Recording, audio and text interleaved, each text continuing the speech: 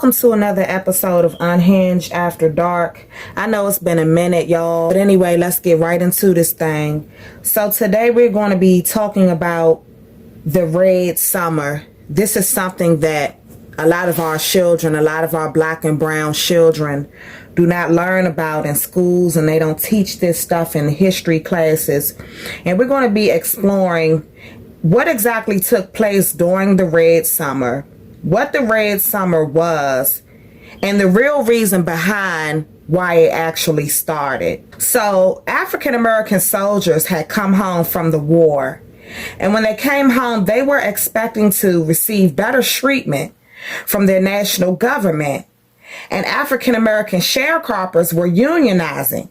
So there was a mass migration of African American workers to the industrial, but yet there was still a lot of racial tension in the North and in the Midwest. So in 1919, the racial tensions that had been building up between blacks and whites finally erupted in what became known as the Red Summer. This took place between the months of May and October of 1919. Okay, and they were race riots where white supremacists rained down fury on African Americans, and it dominated cities all across this country, and hundreds of people lost their lives. And most of these people who died were black people.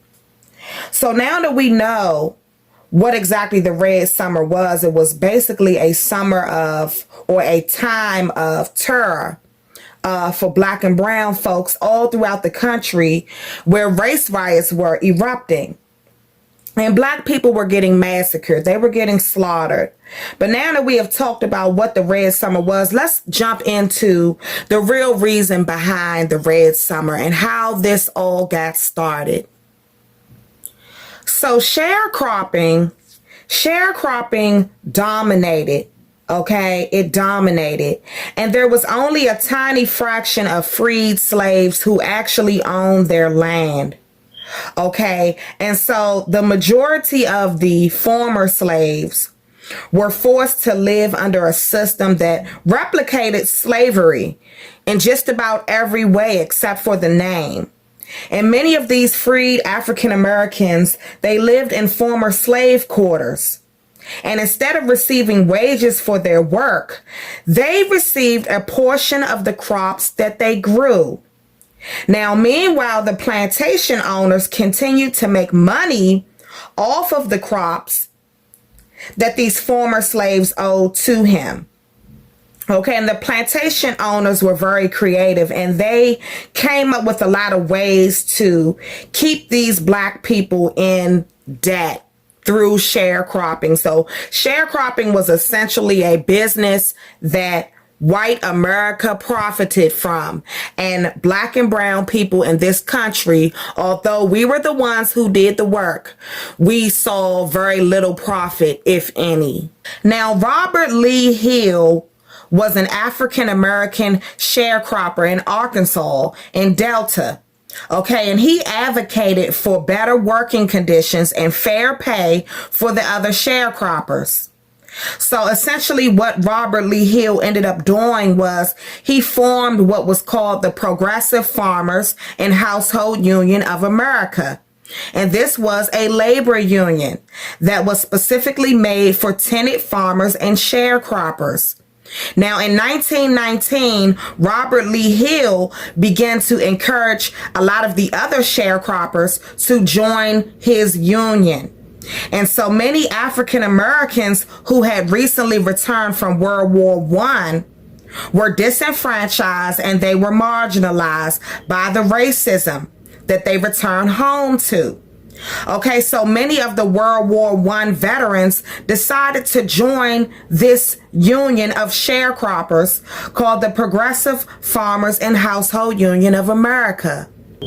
So around the time that the World War I veterans were coming home from the war, and Mr. Hill was initiating a lot of these veterans to join his union, there were a lot of people who were threatened by this unionizing of black people.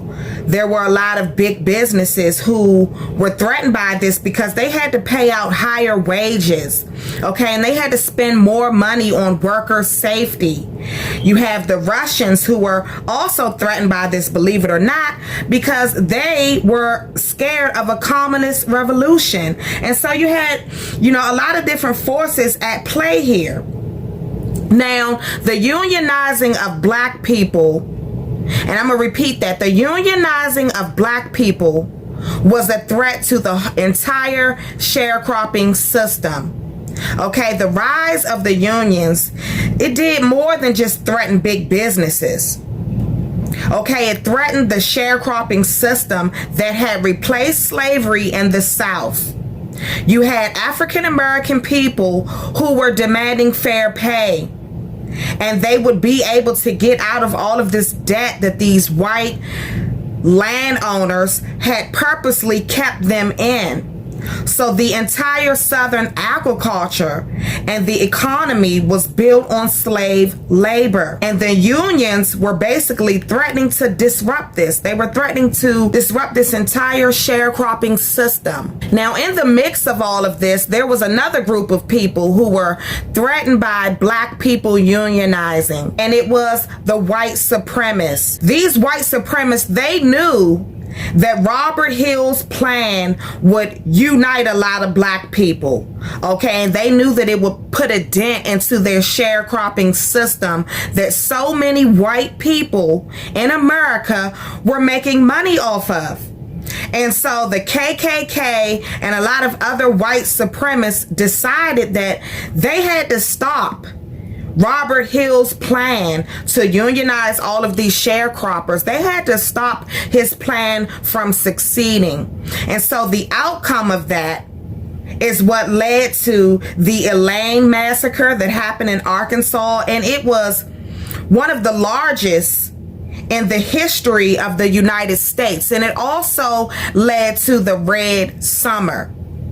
So the real reason behind the Red Summer was essentially to stop all of these black sharecroppers from unionizing. So during the time of the Red Summer, there were race riots all over the world. And one of the worst race riots that happened was in Chicago. Okay, and I'm going to tell you all how this race riot started. On July 27th of 1919, an African-American man was swimming in Lake Michigan. And when he was swimming out in this little boat, and jumping in the water, he accidentally paddled himself out to the south side. Now, the south side was an area that was frequently used by the white people. Okay, so they were furious that this black boy, as they refer to black men as, this black boy would essentially contaminate their swimming water. And they stoned him to death in the water, and he drowned. Now, when this happened, the police refused to investigate this young man's murder. But a mob of white supremacists who were on the streets of Chicago made sure that there would not be any kind of black uprising. So even though the police refused to investigate, you had a mob of racist white supremacists who basically, they wanted to make sure that these black people, these black folks in Chicago, didn't strike back. So by the time the Chicago race riot was over, there were at least 50 African Americans who had been killed, 500 who had been injured, and 1,000 families were left homeless. So this was a serious race riot. Now, another race riot that happened during the Red Summer is a race riot that a lot of Washingtonians don't even know about. And it is the race riot that took place in Washington, D.C. a few days before the Chicago riot started. Remember, that started on July 27th. Now, on July 24th, an African American in Washington, D.C. was accused of rape. Okay. And white supremacists took it upon themselves to arm themselves, and they began to just enact their own kind of vigilante justice. And they started pulling African Americans off of the streets and beating them in the street. Anybody who they came across who had black or brown skin, they would drag you into the middle of the street and they would beat you. And in one of the only instances during this period in which African Americans took up arms against whites, a group of African Americans decided that enough was enough. And for 4 days, white people and black people battled it out on the streets of the nation's capital. Now, during this time frame when this race riot happened in DC, 6 people died and 50 people were seriously wounded. And once again, a lot of times they talk about violence. So black people are thugs. Black people are so violent. But let's remember the history of these people. And let's remember that it was them who started the Red Summer. It was white supremacists who initiated the Red Summer, and they initiated attacks against black people in Arkansas and Chicago and Washington, D.C., and in a whole bunch of other cities and towns across the United States of America. Now, one of the worst massacres, during the time of the Red Summer was the one that took place in Elaine, Arkansas. And this was a, very rural area. This was not like a big kind of city, so to speak. And one of the things that really sets this particular location apart from the others is the number of people that were brutally massacred. Right now, today, we still don't know the exact number, but at least 200 African Americans, and many of these people were women and children. They were hunted down and they were executed in Elaine, Arkansas during this massacre, which has also come to be known as the Elaine Massacre. Elaine is a small town in Phillips County in Arkansas. And African Americans in that area during that time outnumbered white people by 10-1.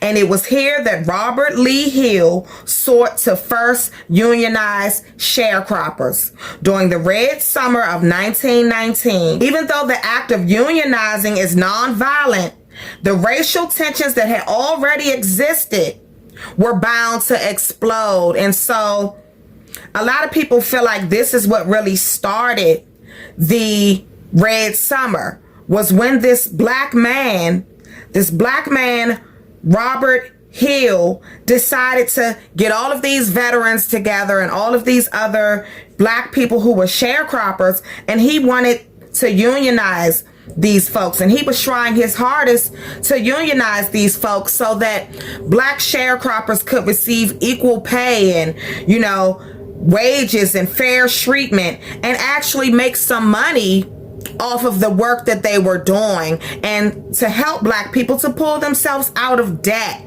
out of this debt that I talked about earlier, that a lot of these white men who own land purposely put these black and brown people into. Now, in spite of all of the racial tension that was going on in Elaine, Arkansas, many former veterans and others still decided to join Robert Hill's Progressive Farmers and Household Union. So these were folks who were determined to join the fight on the front lines. And they were struggling to, attain their basic civil rights for themselves and for their families. Now, joining the union at this time was incredibly risky. And all of the people who were involved in the union, they knew this. They knew the chance that they were taking. And they paid membership dues, and they attended meetings. And at these union meetings, there had to be armed guards to protect the members inside. So that's how serious this was, y'all. These black folks' lives were threatened simply because they were sharecroppers trying to unionize. And it was so You know, it was such tension going on that they had to actually have armed guards who had to stand outside with guns during these meetings to keep the people inside safe. Now, there was a union meeting on September 30th of 1919, and that meeting would spark one of the worst race riots in American history. And a lot of people use the word race riot, and I'm using it here too. But I really look at what happened during the Red Summer more as a massacre than a race riot. This was a massacre of white supremacists going around murdering, raping, and executing people of color in this country. And any of the black people who fought back, they weren't rioting. Let's be clear on that.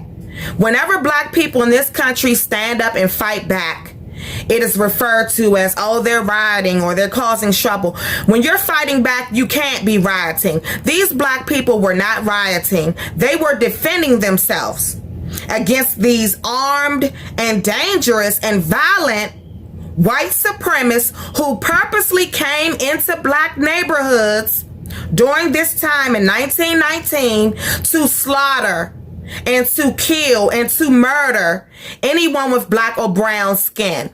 So I don't even like to use the term race riot because it makes it seem like both sides were rioting, like black people and white people, when in reality, it was the white people who were rioting and doing the damage, and most of the black people were defending themselves. Now, another thing that really pissed a lot of these white landowners and these white supremacists off about this move that Robert Hill was doing was that the union that he had formed in Arkansas, in Elaine, Arkansas, this union also guaranteed legal representation for its members. Okay, now that's serious, because in exchange for the membership dues, the Progressive Farmers and Household Union of America, it had the goal of arranging legal services to ensure that payments were rendered. Okay, so this would essentially mean that all of the white landowners who had been keeping false accounts in an attempt to skim folks out of what they owed them, they would no longer be able to do that. And not only that, but they would lose money. And the African American people who they hated would now have legal power over them. So you can see why a lot of white folks were upset about this. They were up in arms about black sharecroppers unionizing because it would take money right out of their pocket. Now, on September 30th of 1919, there were about 100 African American farmers who had attended the union meeting, and the meeting was held at a one-room church in Elaine, Arkansas. Now, sometime during this meeting, and nobody knows exactly who fired the first shots, but what we do know is that sometime during this meeting, there was a car full of white supremacists parked outside of the church, and these white supremacists were threatening the people inside. Now, 2 white men arrived on the scene, and they engaged in a firefight with the armed guards who were outside protecting the union members inside of the church. And by the time this episode ended, you had one white man who was dead, and you had another white man who was wounded. So the word quickly spread to the sheriff's office. And before the night was over, a mob of hundreds of white men assembled to enact vigilante justice, okay, for the 2 white people who had been killed outside of the union meeting.